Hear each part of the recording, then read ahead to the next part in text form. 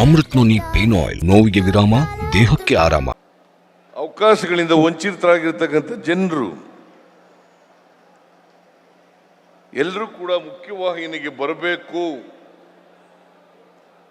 ಆಗ ಬಂದಾಗ ಮಾತ್ರ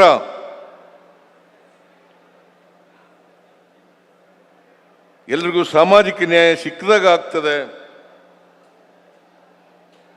ಸಮಾಜ ನಿರ್ಮಾಣ ಮಾಡಲಿಕ್ಕೆ ಸಾಧ್ಯ ಆಗ್ತದೆ ಅಂತಕ್ಕಂಥ ಮಾತುಗಳನ್ನು ಹೇಳಿದ್ದಾರೆ. ಬಾಬಾ ಸಾಹೇಬ್ ಅಂಬೇಡ್ಕರ್ ಅವರು ಮಾತನ್ನ ಹೇಳಿದ್ದಾರೆ. ಈ ದೇಶಕ್ಕೆ ಸ್ವಾತಂತ್ರ್ಯ ಲಭಿಸಿದೆ. ನಮಗೆ ಲಭಿಸಿರ್ತಕ್ಕಂಥ ಸ್ವಾತಂತ್ರ್ಯ ಯಶಸ್ವಿ ಆಗಬೇಕಾದ್ರೆ ಯಾರು ಅನ್ಯಾಯಕ್ಕೆ, ತುಳಿತಕ್ಕೆ, ಶೋಷಣೆಗೆ, ಅವಕಾಶಗಳಿಂದ ವಂಚಿತರಾಗಿರ್ತಂಥ ಜನರಿದ್ದಾರಲ್ಲ, ದುರ್ಬಲ ವರ್ಗದ ಜನರು, ಆ ಜನರಿಗೆ ಸಾಮಾಜಿಕ ಆರ್ಥಿಕ ಶಕ್ತಿ ಬಂದು ಅವ್ರಿಗೂ ಕೂಡ ಸಾಮಾಜಿಕ ಸ್ವಾತಂತ್ರ್ಯ, ಆರ್ಥಿಕ ಸ್ವಾತಂತ್ರ್ಯ ಸಿಕ್ಕಿದಾಗ ಮಾತ್ರ ರಾಜಕೀಯ ಸ್ವಾತಂತ್ರ್ಯ ಸಾರ್ಥಕ ಆಯಿತು ಅಂತಕ್ಕಂಥದ್ದನ್ನು ಹೇಳಲಿಕ್ಕೆ ಸಾಧ್ಯ ಆಗ್ತದೆ. ಇಲ್ಲದೆ ಇಲ್ಲ. ಯಾಕಂದ್ರೆ ನಾವೆಲ್ಲ ಮನುಷ್ಯರು, ನಾವೆಲ್ಲರೂ ಕೂಡ ಸಮಾನವಾಗಿರ್ಬೇಕು.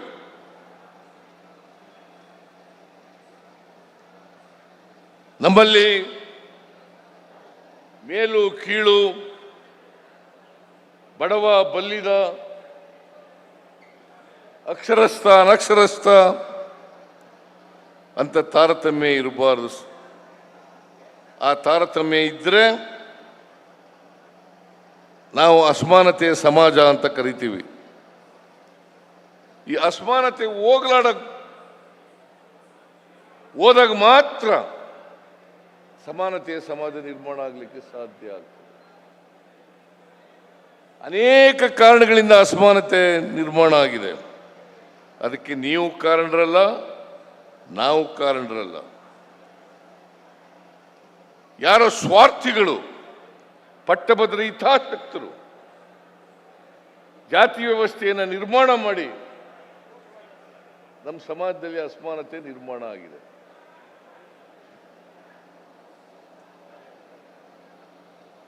ಎಲ್ಲಿವರೆಗೆ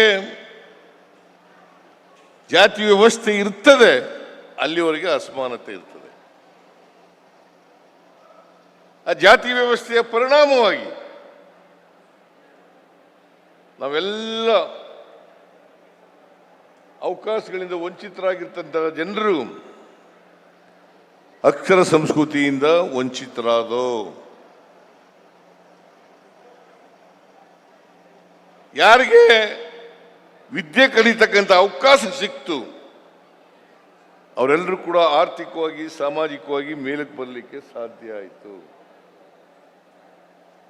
ಯಾರಿಗೆ ವಿದ್ಯೆ ಕಲಿತಕ್ಕಂಥ ಅವಕಾಶ ಸಿಕ್ಕಲಿಲ್ಲ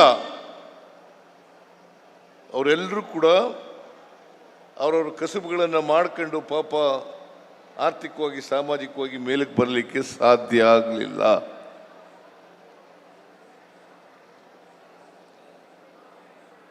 ವಿದ್ಯೆ ಕಲೀಲಿಕ್ಕೆ ಕೆಲವರು ಮಾತ್ರ ಅರ್ಹರು ಅಂತೇನಿಲ್ಲ. ವಿದ್ಯೆ ಕಲೀಲಿಕ್ಕೆ ಎಲ್ರಿಗೂ ಅರ್ಹತೆ ಇದೆ. ಈಗ ಸ್ವಾಮೀಜಿಯವರು ಕೆಲವರು IAS ಪಾಸ್ ಮಾಡಿದವರಿಗೆ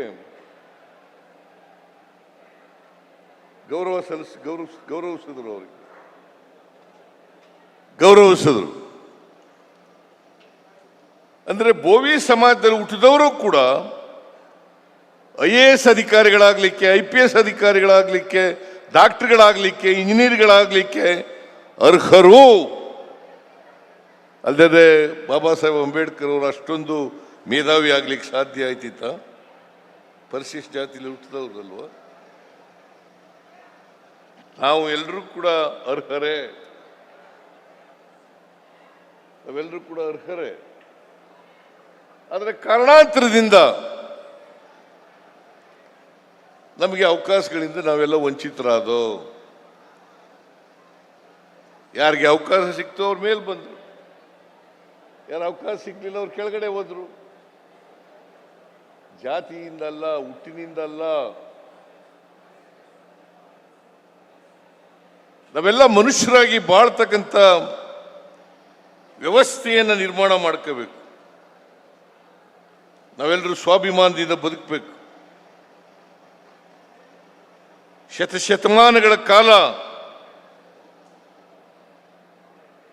ನಮ್ಮಲ್ಲಿ ದಾಸ್ಯ ಪದ್ಧತಿ ಇದ್ದದರಿಂದ, ಗುಲಾಮಗಿರಿ ಇದ್ದದರಿಂದ ಈಗಲೂ ಕೂಡ ಅನೇಕ ಜನರು ಗುಲಾಮಗಿರಿಯಿಂದ ಹೊರಗಡೆ ಬರಲಿಕ್ಕೆ ಸಾಧ್ಯ ಆಗಿಲ್ಲ. ಈಗ ಒಬ್ಬ ಮೇಲ್ಜಾತಿಯ ಬಡವರು ಬಂದರೆ ಅವ್ರಿಗೆ ಸ್ವಾಮಿ ಬುದ್ಧಿ ಅಂತೀವಿ ಅಲ್ವಾ? ಮೇಲ್ಜಾತಿಯವರು ಬಡವರಾಗಿದ್ರು ಕೂಡ ಅವ್ರಿಗೆ ಸ್ವಾಮಿ ಬುದ್ಧಿ ಅಂತೀವಿ.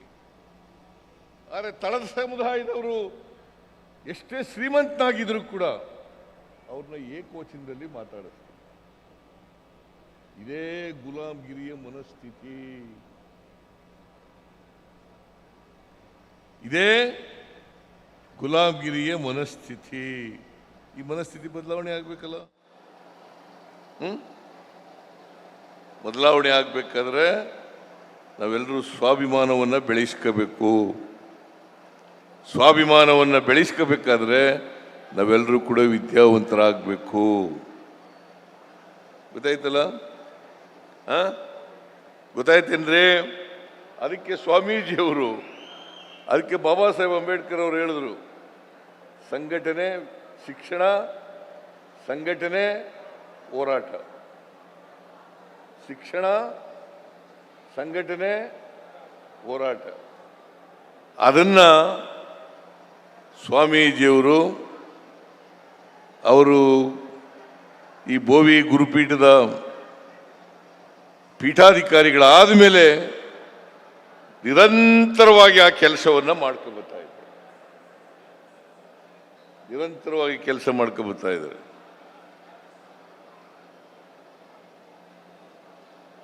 ಎಲ್ಲ ಸುತ್ತ ನಾನು ನೋಡಿದೆ. ಈಗ ಎಲ್ಲ ಶಿಕ್ಷಣ ಸಂಸ್ಥೆಗಳನ್ನು ಸ್ಥಾಪಿಸಲಿಕ್ಕೆ ಪ್ರಾರಂಭ ಮಾಡಿದ್ದೆ.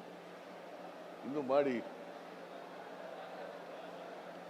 ನಾವು ಸಹಾಯ ಮಾಡ್ತೀವಿ ಸರ್ಕಾರವಾಗಿ. ಯಾಕಂತಂದ್ರೆ ನಿಮ್ಮಲ್ಲಿ ಬಹಳ ಜನ ವಿದ್ಯಾವಂತರಿದ್ದಾರೆ, ಶಿಕ್ಷಣ ಪಡೆಯದೇ ಇರ್ತಕ್ಕಂಥದ್ದಾರೆ. ಬಿಕಾಸ್ ನಿಮ್ಮ ಕಸುಬಿನಿಂದ ವಿದ್ಯಾವಂತರಾಗಲಿಕ್ಕೆ ಸಾಧ್ಯ ಆಗಿಲ್ಲ. ಕುರಿಗಾಹಿಗಳು ಕೂಡ ಅನೇಕ ಜನ ವಿದ್ಯಾವಂತರಾಗಲಿಕ್ಕೆ ಸಾಧ್ಯ ಆಗಿಲ್ಲ. ಹಾಗೆಯೇ ದಲಿತ ವರ್ಗಕ್ಕೆ ಸೇರಿದಂಥ ಅನೇಕ ಜನರು ವಿದ್ಯಾವಂತರಾಗಲಿಕ್ಕೆ ಸಾಧ್ಯ ಆಗಿಲ್ಲ. ಹಿಂದುಳಿದ ವರ್ಗಕ್ಕೆ ಸೇರಿದಂಥ ಅನೇಕ ಜನ ವಿದ್ಯಾವಂತರಾಗಲಿಕ್ಕೆ ಸಾಧ್ಯ ಆಗಿಲ್ಲ.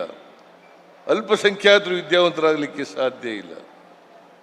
ಎಲ್ಲರಿಗೂ ಕೂಡ ಶಿಕ್ಷಣ ಸಿಕ್ಕಿದಾಗ ಮಾತ್ರ. ಇವತ್ತು ಎಲ್ಲರಿಗೂ ಫ್ರೀ ಎಜುಕೇಶನ್ ಮಾಡಿ, ನಾವು ಸಲಹಿದ ಕೈಗಳು ನಮ್ಮ ನೋವಿಗೆ ಸ್ಪಂದಿಸಿದಾಗ ಆಗುವ ಸಂತೋಷ. ಅಮೃತ್ ನೋನಿ ಪೇನ್ ಆಯಿಲ್, ನೋವಿಗೆ ವಿರಾಮ, ದೇಹಕ್ಕೆ ಆರಾಮ. ಅನುಕ್ಷಣದ ಸುದ್ದಿಗಳಿಗಾಗಿ ವಿಸ್ತಾರ ನ್ಯೂಸ್ ಯೂಟ್ಯೂಬ್ ಚಾನೆಲ್ ಸಬ್ಸ್ಕ್ರೈಬ್ ಮಾಡಿ.